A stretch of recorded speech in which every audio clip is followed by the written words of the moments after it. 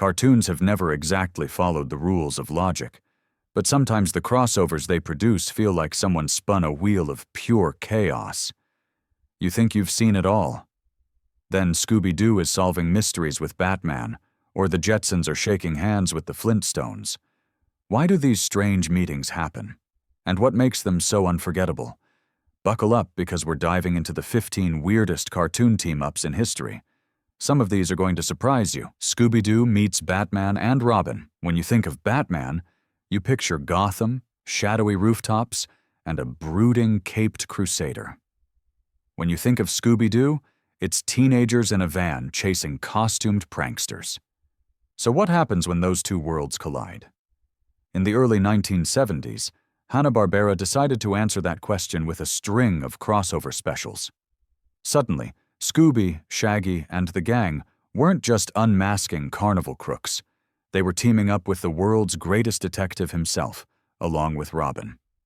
It sounds bizarre, but there's an odd logic to it. Both Batman and Mystery Inc. are investigators.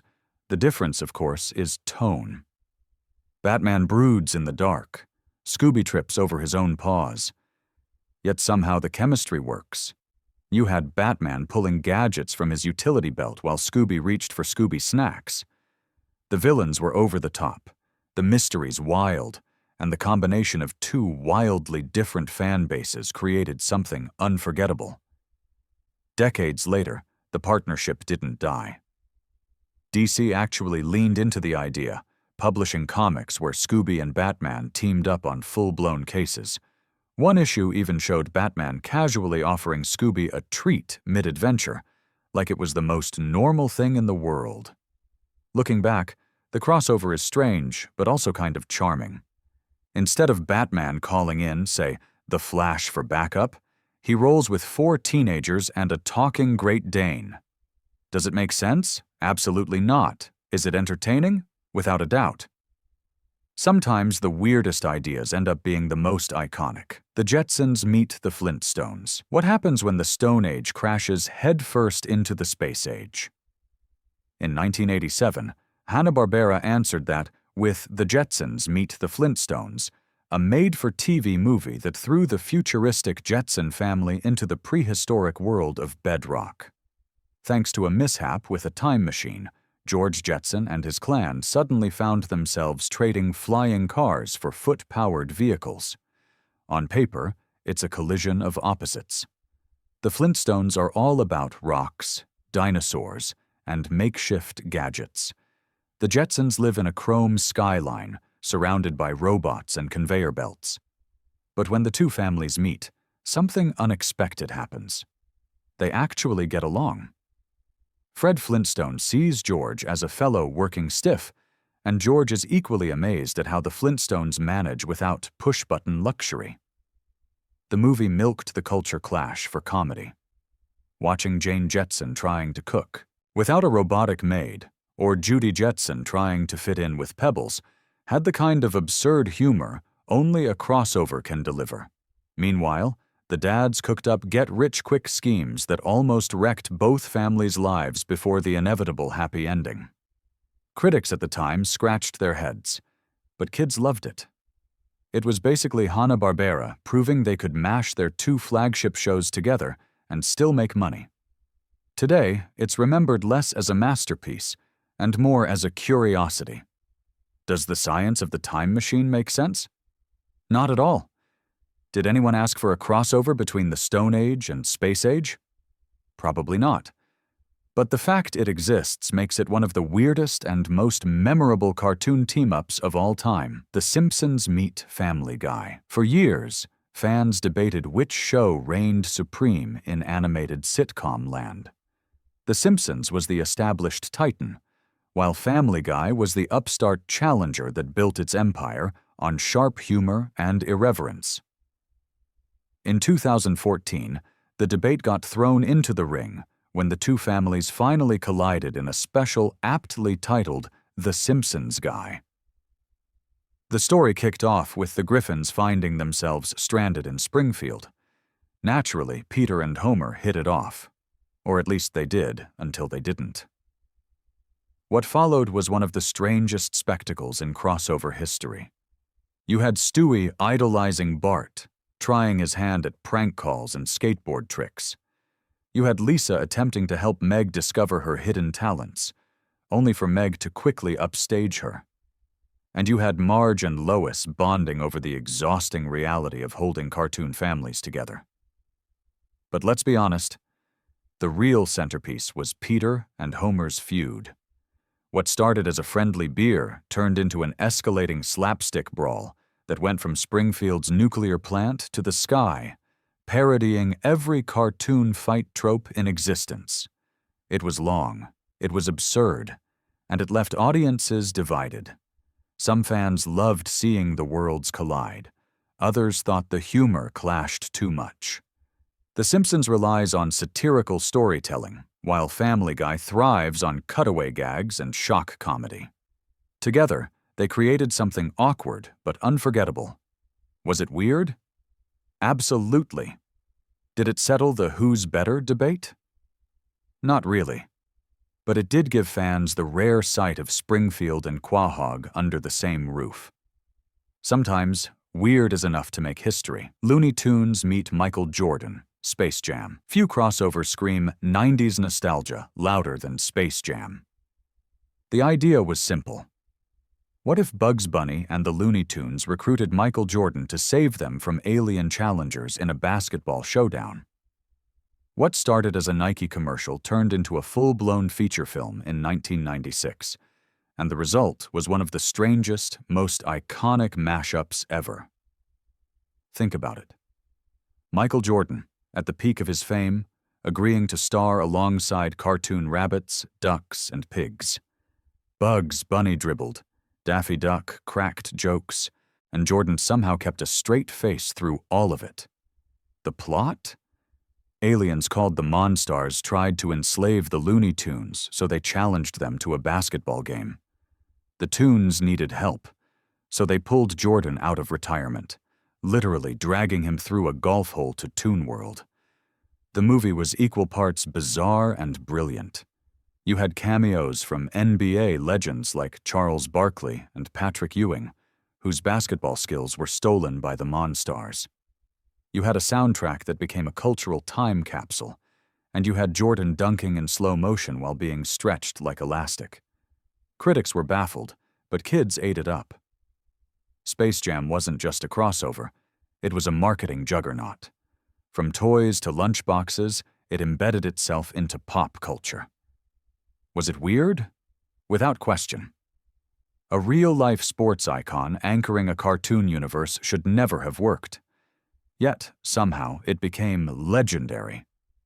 Space Jam proved that sometimes the strangest mashups can become generational touchstones. Teenage Mutant Ninja Turtles meet the Power Rangers. The Teenage Mutant Ninja Turtles have teamed up with some odd partners, but their clash with the Mighty Morphin Power Rangers in 1998 still takes the pizza. The crossover happened in Power Rangers in Space, where the Turtles suddenly showed up under a spell from the villain Astronema. At first, they fought against the Rangers, only to snap out of the brainwashing and join forces. Picture it. Martial arts mutant turtles in full costume standing alongside spandex-clad heroes piloting giant robots. The tone was unusual, to put it lightly. The Turtles cracked jokes, scarfed down pizza, and even flirted with the Rangers. Raphael snarked, Michelangelo played cheerleader, and the contrast between the Rangers' straight-laced heroics and the Turtles' goofball antics made for a truly surreal viewing experience. For fans, it was a mixed bag. Kids loved seeing two 90s icons share the screen. Adults couldn't help but wonder why these universes were colliding in the first place. But it wasn't just a one-off gimmick. Years later, the Turtles and Rangers reunited in comics, this time with a more polished storyline that leaned into the absurd fun of the pairing. Looking back, it's one of those crossovers that only the 90s could produce. Both franchises were riding massive popularity waves, and bringing them together was pure marketing genius. The execution? Debatable. The weirdness factor? Off the charts. At the end of the day, it's hard not to smile watching the Rangers pose dramatically while the turtles shout, "Cowabunga." It may not make sense, but it's the kind of chaotic crossover that defines childhood memories. Scooby-Doo meets Johnny Bravo. If you thought Scooby teaming with Batman was strange, wait until you remember the time Mystery Inc. crossed paths with Johnny Bravo. Yes, the 90s icon with the Elvis hair, sunglasses, and absolutely zero self-awareness. In 1997's Bravo, Doobie-Doo Cartoon Network threw the clueless ladies' man into the world of masked villains and ghost hunts. The setup was classic Scooby-Doo. The gang's van broke down, Johnny tagged along, and the mystery began. But instead of Batman's brooding seriousness, you had Johnny fumbling around, flexing at Daphne, and screaming when things got spooky. He flirted with Velma, got ignored by Fred, and basically annoyed everyone within a 5-mile radius. What made the crossover shine wasn't just the absurdity. It was the clash of comedy styles. Scooby-Doo thrived on formulaic chases and unmaskings. Johnny Bravo thrived on slapstick narcissism. Put them together, and you had Scooby accidentally saving the day while Johnny took credit, only to embarrass himself seconds later. Fans loved it because it felt like Cartoon Network knew exactly how bizarre it was. The animators leaned into the chaos, filling the episode with winks to both shows. Johnny's hoo-ha! Energy bouncing off Shaggy's stoner-light panic created a weird chemistry no one expected. Looking back, it's not just a funny one-off. It's a perfect time capsule of 90s Cartoon Network, when the channel loved experimenting with crossovers. Scooby got his mystery solved, Johnny got humiliated, and the audience got one of the strangest, funniest cartoon team-ups ever put on screen. The Fairly Odd Parents meet. Jimmy Neutron Nickelodeon went all in on crossovers in the early 2000s, but none hit harder than the Jimmy Timmy Power Hour. On one side, you had The Fairly Odd Parents, a wacky world of magic where anything could happen. On the other, Jimmy Neutron. Boy genius, a science-driven universe where gadgets ruled. So naturally, the writers asked, what if you dropped Timmy Turner into Retroville and Jimmy Neutron into Dimsdale? The result was glorious chaos. Timmy got his hands on Jimmy's inventions, usually causing disasters only his fairy godparents could fix. Meanwhile, Jimmy stumbled into Timmy's world, where his scientific logic was useless against magic wishes. The crossovers stretched across 3 specials, each one escalating the madness. Highlights? Timmy summoning godlike contraptions he couldn't control. Jimmy panicking when Cosmo and Wanda broke every rule of physics he believed in. Cindy and Trixie Tang trading barbs while the boys bumbled through adventures. And of course, the eternal question, who's smarter, Jimmy with his brain or Timmy with his fairy-powered loopholes? The clash of animation styles made it even weirder.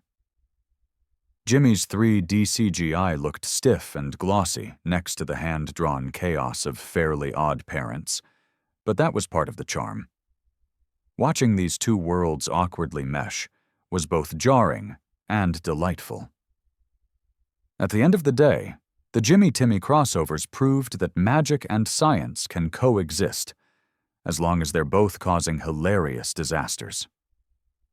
Fans still debate which character came out on top, but the real winner was Nickelodeon, who managed to unite 2 of its biggest hits into one unforgettable team-up trilogy. Tom and Jerry meet Willy Wonka. Some crossovers make sense. Others feel like fever dreams. Tom and Jerry, Willy Wonka and the Chocolate Factory definitely belongs in the second category. Released in 2017, this straight-to-video film literally inserted Tom and Jerry into the classic Willy Wonka movie, scene by scene. Yes, you heard that right. Instead of creating an original plot, the animators essentially rotoscoped the 1971 film and dropped the cat-and-mouse duo into it. Suddenly, Tom and Jerry were sneaking around Charlie Bucket's house, causing slapstick chaos at the factory gates and helping foil Slugworth's schemes. They even got their own subplot about protecting Charlie. The result? Bizarre, to say the least. Watching Tom and Jerry interact with Gene Wilder's Willy Wonka, animated but voiced to match the original, was uncanny. The slapstick didn't really mesh with the darker undertones of the story, and critics were baffled.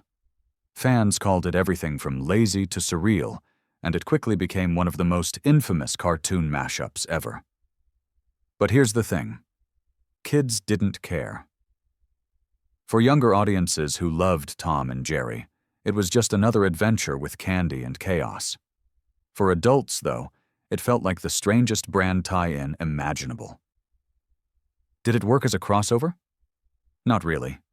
Did it cement itself as one of the weirdest cartoon team-ups of all time? Absolutely.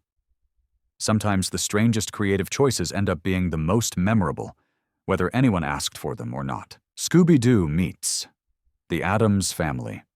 Scooby-Doo has teamed up with plenty of guest stars, but one of the weirdest crossovers came in 1972, when Mystery Inc. joined forces with none other than the Addams Family. Yes, the gloomy clan of macabre comedy legends collided with Scooby, Shaggy, and the gang in a TV special during the new Scooby-Doo movies. The setup was classic Scooby. The gang's van broke down, and they ended up at the Addams Family mansion. But instead of running from the spooky family, Mystery Inc. discovered that Gomez, Morticia, Wednesday, Pugsley, and Uncle Fester weren't the villains. They were the hosts, and they wanted the gang's help solving a kidnapping involving their creepy household. What followed was a surreal mix of slapstick and deadpan humor. Scooby and Shaggy trembled at every shadow, while Wednesday and Pugsley casually treated haunted hallways like a playground. Gomez cracked jokes, Morticia stayed cool and elegant, and Uncle Fester, well, he was Uncle Fester, zapping light bulbs and laughing through the chaos. The clash of styles made it unforgettable. Scooby-Doo thrived on unmasking costumed crooks, while the Addams Family lived in a world where the spooks were just part of everyday life. Watching Velma try to apply logic to a house full of pet lions, exploding gadgets, and morbid gags created some of the funniest scenes of the crossover. Fans look back on it as one of the strangest but most iconic episodes of the entire Scooby-Doo franchise. It cemented the idea that Scooby could, and would, team up with anyone, no matter how bizarre the pairing. Does it make sense? Not really. Was it weirdly delightful? Absolutely. And that's exactly why it earns a spot here. Phineas and Ferb meet Marvel superheroes. Disney didn't waste time mixing its properties once it acquired Marvel, but few expected Phineas and Ferb, Mission Marvel. In this 2013 TV special, the inventive stepbrothers from Danville teamed up with Iron Man, Spider-Man, Thor, and Hulk. Yes, the kids who built roller coasters in their backyard suddenly found themselves helping the Avengers save the day. The setup was classic cartoon contrivance. Dr. Doofenshmirtz accidentally drained the heroes of their powers with yet another innator. Suddenly, the Marvel crew were powerless, and Phineas, Ferb, and their friends had to step in. Perry the Platypus also got involved, of course, trying to stop Doofenshmirtz from accidentally destroying everything. What followed was equal parts parody and genuine superhero story. The kids built gadgets to compensate for the missing powers. Baljeet fanboyed over science with Iron Man. Buford annoyed Hulk. Candace tried to bust the superheroes the same way she always tried to bust her brothers, creating a hilarious meta-joke. The animation style even borrowed Marvel flair, with stylized action scenes woven into Phineas and Ferb's usual humor. It shouldn't have worked, but somehow it did. Fans praised the way the crossover poked fun at superhero tropes while still giving the Marvel icons a chance to shine. Looking back, it feels like a time capsule of early Disney-Marvel synergy. Before the Marvel Cinematic Universe became a cultural giant, you had Spider-Man trading quips with a cartoon platypus. Weird? Very. Entertaining? Absolutely. It proved that even the most unlikely mashups could be turned into fun, family-friendly adventures if handled with the right mix of parody and respect. The Flintstones meet WWE wrestlers. When you think of bedrock, you imagine stone cars, dino-powered dishwashers, and Fred yelling "Yabba Dabba Doo." You don't usually picture John Cena or The Undertaker, but in 2015, the Flintstones and WWE Stone Age SmackDown gave us exactly that. The story reimagined WWE superstars as prehistoric versions of themselves. John Cena became John Cena Stone. The Undertaker appeared as a shadowy caveman version of his wrestling persona. Even Vince McMahon popped up, sporting a toga and running a bedrock wrestling league. Fred, of course, tried to cash in. He organized a big wrestling event to make money for a family vacation, roping Barney into the chaos. Suddenly, the citizens of Bedrock were cheering for pile drivers and suplexes, while Wilma shook her head at Fred's latest get-rich-quick scheme. It was equal parts bizarre and entertaining. Seeing the Flintstones interact with wrestling stars felt like two cultural juggernauts smashing together for no reason other than, why not? Kids laughed at the cartoon antics. Wrestling fans got a kick out of the parody names, and Hanna-Barbera proved they weren't above wild crossovers decades after the original show ended. Does wrestling belong in the Stone Age? Absolutely not. But that's what makes it weirdly fun. It's like someone said, what if WrestleMania happened 65 million years ago? And the studio actually ran with it. The Jetsons meet WWE wrestlers. If you thought Bedrock cheering for John Cena Stone was strange, just wait until you see George Jetson trying to handle the big show. In 2017's The Jetsons and WWE Robo-WrestleMania, Hanna-Barbera brought futuristic slapstick and professional wrestling together in one of the oddest animated mashups ever made. The plot begins when the Big Show is accidentally frozen in ice during the present day. Centuries later, George Jetson and his family discover him, thaw him out, and try to integrate him into their high-tech society. Naturally, chaos follows. Instead of quietly adjusting to the future, the Big Show takes over, building an army of robot wrestlers and threatening to dominate Orbit City. That's where the rest of the WWE crew comes in. John Cena, Alicia Fox, and other stars join forces with the Jetsons to stop the Big Show's robo-reign of terror. Picture Rosie the Robot trying to spar with WWE superstars, or Elroy Jetson frantically inventing gadgets to keep up with wrestling chaos. It's as ridiculous as it sounds. Much like the Flintstones and WWE Stone Age SmackDown, this movie leaned heavily into parody. The wrestlers were reimagined in exaggerated cartoon form, while the Jetsons' squeaky clean future clashed hilariously with wrestling's over-the-top personas. Watching George Jetson panic while John Cena delivers pep talks is something no one asked for, but everyone remembers once they've seen it. Critics rolled their eyes, fans chuckled, and kids just enjoyed seeing their favorite stars in animated form. It wasn't high art, but it was undeniably entertaining in its sheer weirdness. Does wrestling belong in Orbit City? Not even close. But that's the charm of these bizarre mashups. They're so unexpected, they stick in your memory forever. Teen Titans Go! Meet the Powerpuff Girls. Cartoon Network couldn't resist colliding two of its most chaotic franchises, and in 2016, they gave us Teen Titans Go! Versus the Powerpuff Girls. It was exactly as wild as it sounds. The plot? Mojo Jojo teamed up with Teen Titans villain Mojo, forcing the Powerpuff Girls and Titans to join forces. The result was pure mayhem. Robin bossed everyone around. Cyborg and Beast Boy cracked endless jokes, and Bubbles tried to keep up with Starfire's boundless optimism. What made the crossover stand out was the sheer clash of personalities. The Powerpuff Girls were used to saving the world with heart and teamwork. The Teen Titans were used to bickering and turning every mission into a comedy sketch. Watching Blossom's leadership butt heads with Robin's control freak tendencies was comedy gold. Buttercup and Raven, both tough and sarcastic, shared some of the funniest scenes, bonding over how ridiculous their teammates were. Animation-wise, the episode blended both shows' styles seamlessly. The action was colorful, the jokes came fast, and the chaos felt larger than life. It wasn't trying to be serious. It was leaning hard into the absurdity of two teams of child superheroes clashing. Fans were divided, as always with Teen Titans Go, but younger viewers loved it.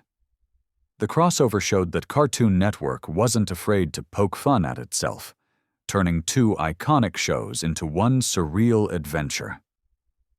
Did it change animation history? Probably not. Did it give us the weird side of Robin lecturing Bubbles about combat strategy? Absolutely, and that alone makes it unforgettable. The Simpsons meet the Critic. Some crossovers feel natural, others feel forced. And then there's The Simpsons meeting the Critic. In 1995, during the episode A Star is Burns, Springfield hosted a film festival, and Jay Sherman, the main character of The Critic, an animated satire about a cynical movie reviewer, was invited to judge. What followed was one of the strangest, most debated crossovers in TV history. On paper, it was simple. Jay Sherman shows up in Springfield, befriends Marge, annoys Homer, and cracks jokes about bad movies. But behind the scenes, the crossover was controversial. The Simpsons creator Matt Groening famously hated it, arguing that it felt more like an ad for The Critic than a genuine episode of his show. He even had his name removed from the credits in protest. The clash of tones was obvious on screen. The Simpsons had sharp, satirical humor built around family life, while The Critic was all about movie parodies and industry jabs. Putting Jay Sherman in Springfield made the episode feel off-kilter, as if two different shows were fighting for control. Homer's irritation with Sherman felt a little too real, almost like the writers were using the characters to vent their own mixed feelings about the crossover. Fans remain divided. Some love the movie parodies and Jay's dry humor. Others see it as a rare stumble in The Simpsons' golden era. Either way, it's one of the oddest cartoon team-ups ever aired. Was it funny? At times? Was it awkward? Definitely. But that awkwardness is exactly why it belongs on this list. A reminder that even the most successful cartoon in TV history wasn't immune to weird, head-scratching crossovers. Cartoon all-stars to the rescue. Imagine Bugs Bunny, Winnie the Pooh, Garfield, the Ninja Turtles, and the Smurfs all appearing in the same cartoon, not in a parody, but in a serious, government-backed TV special. That's exactly what happened in 1990 with Cartoon All-Stars to the Rescue. The special was designed as a public service announcement, but the execution turned it into one of the strangest crossovers in animation history. The story followed a young boy named Michael, who was struggling with bad choices. Suddenly, cartoon icons from different universes came to life, united in helping him find his way back. The lineup was stacked. Alvin and the Chipmunks sang a motivational tune. Bugs Bunny and Daffy Duck bickered while still trying to help. The Teenage Mutant Ninja Turtles showed up for moral support, and Garfield tossed in sarcastic one-liners that felt wildly out of place in such a serious context. Winnie the Pooh and even Slimer from Ghostbusters joined the roster, each character offering advice in their own unique style. The tonal mashup was surreal. Seeing Pooh Bear gently lecture alongside Michelangelo shouting, "Cowabunga!" while Garfield grumbled about being there, made the whole thing feel like a fever dream. It wasn't funny, exactly. It was earnest, but that's what made it so unintentionally weird. For kids of the era, It was unforgettable. Never before had so many cartoon mascots crossed over into one story. For adults looking back, it's one of the most surreal examples of brand synergy ever produced. Does it hold up today? Not really. But as a snapshot of late 80s, early 90s cartoon culture, it's fascinating. No other crossover pulled together such a bizarre mix of characters for such a serious mission. And that makes it one of the weirdest cartoon team-ups in history. Cartoon crossovers remind us of one thing. There are no limits to how weird animation can get. From Scooby-Doo jamming with Kiss to the Flintstones cheering for John Cena Stone, these mashups prove that cartoons love bending reality just for fun. Which of these bizarre team-ups is your favorite? And did we miss one that deserves the spotlight? Drop your thoughts below, hit subscribe for more, and get ready. Because animation's weirdest moments are never done surprising us.